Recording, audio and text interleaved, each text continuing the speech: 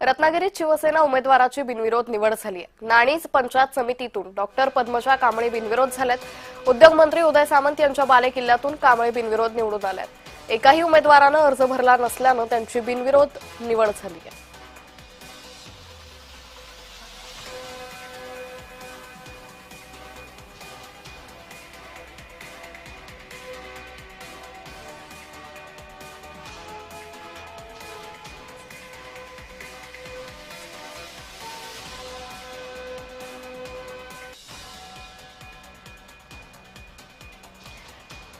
तर मोठी बातमी रत्नागिरीतून आपण पाहतोय। पक्षाकडून तिकीट न मिळाल्यानं बंडखोरी ही रत्नागिरीत उफाळून आली आहे। रत्नागिरीत अनेक जिल्हा परिषदेत शिवसेनेत बंडखोरी झाल्याचंही पाहायला मिळालेलं आहे।